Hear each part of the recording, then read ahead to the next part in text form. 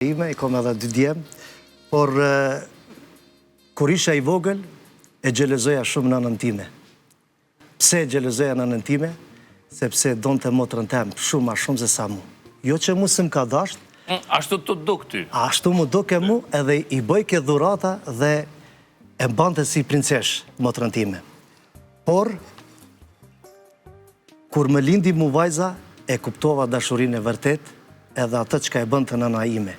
Unë I kam 2 djemë, qofshin të lumtur, po as 200 djemë nuk e zavendësojnë a dashurinë që kam me vajzën time.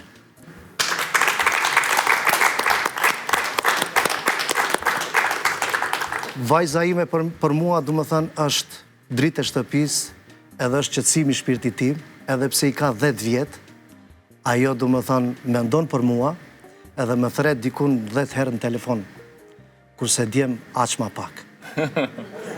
Edhe për mendimin tem, vajzat e meritojnë dashurinë e veçantë, se dashuria e vajzës nuk përshkruhet.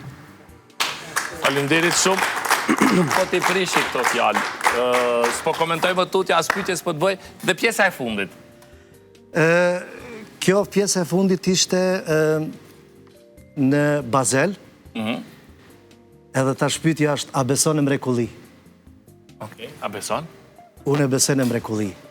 Kjo ishte në Bazel, e kuptova një gjë të tillë të shqiptarët e Zvicrës, du me thënë, ishte pikërisht për Ramazan, në një iftar, ku u bën një tubim për me organizu për blerjen e tokës një xhamisë në Bazel, që do të bëhet xhamia më e madhe, edhe ishtin rreth 300 njerëz aty, edhe më rana 3 ore janë mbledh 760.000 franga.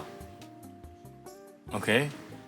Kjo është diçka, du me thënë, që është të shkrujt histori në Bazel, du me thënë, edhe du me thënë për blerjen e tokës në xhami, ajo najtë dëshmoj se sa shumë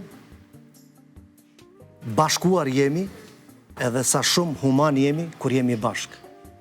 Ajo të regoj, du me thënë, dëshmi, kisha shumë natë magjike, po ajo ishte për mu natë maj magjike, xhamia Paqja Thirrët, që ajo të regoj